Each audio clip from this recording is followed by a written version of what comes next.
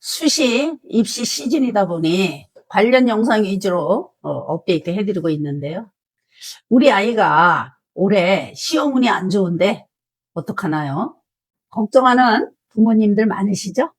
사주팔자는 바꿀 수 없지만 운은 잘 다스려 개선할 수 있습니다. 같은 해, 같은 월, 같은 날, 같은 시에 태어나도 다들 다른 인생을 사시죠? 바로 어떤 선택을 하며 살았느냐로 차이가 생기는 것이기 때문입니다. 그래서 어떤 선택이 도움이 되는지 알아보는 개운법 관련 영상을 준비해 보았습니다. 저번 시간에 말씀드렸듯이 이번 시간에 개운법 첫 번째로 학습운을 개선하는 법을 알려드리려고 합니다. 그럼 우리 아이 성적 올리는 개운법으로 들어가겠습니다. 성적 올리는 개운법 뭐지? 궁금하시죠? 개운의 방법은요 다양한데요. 오늘은 즉 방향 개운법을 알려드리려고 해요. 그럼 12지지의 방향을 알아볼게요. 동서남북을 기준으로 해서 정방향은 즉 왕지가 되죠. 북쪽은 수로 자수가 되고 남쪽은 화로 오화가 되고 동쪽은 목으로 묘가 되고 서쪽은 금으로 유가 됩니다. 즉 축이는 어때요? 자와 묘, 즉 정북과 정동 사이에 있기 때문에 우리가 이제 동북간이라고 보시고요. 진사는 정동과 정남 사이에 있죠. 그러므로 동남간이 되는 것이고요. 미시는 정동과 정서 사이에 있기 때문에 즉 서남간이 되죠. 수레는 정서와 정북간으로 있기 때문에 즉 서북간이 됩니다. 방향은요 12신살을 기준으로 보는데요. 신살은 별도로 영상을 올려드렸었죠. 운이라는 것은 즉 하늘에서 주는 것이죠. 그래서 연을 기점으로 해서 연 기준으로 봅니다. 이분은요 이모년 갑진월 경술일 김일생이죠.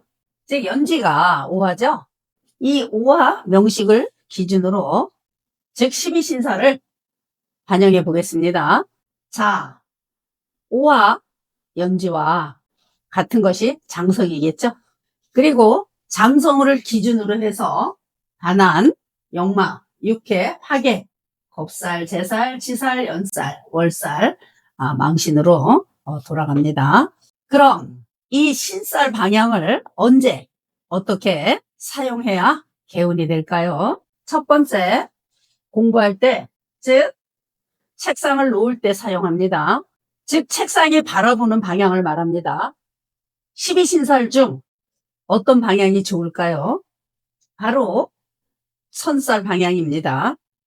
천살이란 천재지변으로 우리가 기도살이라고 한다고 했죠.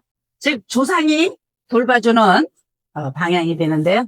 천살 방향을 바라보게 되면 일단 두뇌가 총명해지고 건강이 양호해지고 성적이 향상됩니다. 정신적으로 맑아지고 심성이 편안해지며 성적이 향상되는 것입니다. 천살 방향을 바라보고 앉아서 공부하기만 하면 한두 달 정도 후에는 시험을 보게 되면 분명히 성적이 향상됨을 실감할 것입니다. 그럼 어떤 방향이 공부하는데 안 좋을까요? 즉 천살의 반대 방향인 반한살인데요. 반한살은 말 안장을 탄 듯, 즉 편안한 방향이라고 안장살이라고도 하죠. 편안한 방향이다 보니 공부를 하게 되면 졸리고 또 눕게 되고 공부가 잘 안 되어서 즉 시험에 낙방할 수 있습니다. 그런데 천살 방향을 보고 공부했다 하더라도 효과가 없는 경우가 있는데요. 공부하고 있는 방문이 장성살 방향으로 되어 있는 경우입니다. 장성살은요 우리가 왕의 방향으로서 임금이 드나드는 방향이기 때문에 이곳으로 드나들면 개운의 효과가 반감이 됩니다. 그러면 천살 방향을 어떻게 찾을까요? 아까와 동일한, 즉 오화가 연진, 명식을 기준으로 찾아볼까요? 동지장화, 충, 역제월, 전, 천막육, 후, 영반거 기억나시죠? 동은 사막기준, 인호술이 즉 지장화가 되고, 즉 인호술은 화가 되죠. 화인 여름에서 전진을 하게 되면 가을 금이 됩니다. 그리고 천살은 생지의 전 글자인, 즉 인의 앞자인 축이 천살이 됩니다. 인호술 삼합의 천살은 축토가 되고요. 사유축 삼합의 천살은 생지 사화의 앞자인 진토가 됩니다. 신자진 삼합의 천살은 생지, 신금의 앞자인 미토가 되고요. 해묘민 삼합의 천살은 생지, 해수의 앞자인 술토가 됩니다. 두 번째는 휴식인, 즉 잠잘 때입니다. 즉 머리 두는 방향을 정할 때 사용합니다. 즉 베개 두는 방향을 말합니다. 12신살 중 어떤 방향이 좋을까요?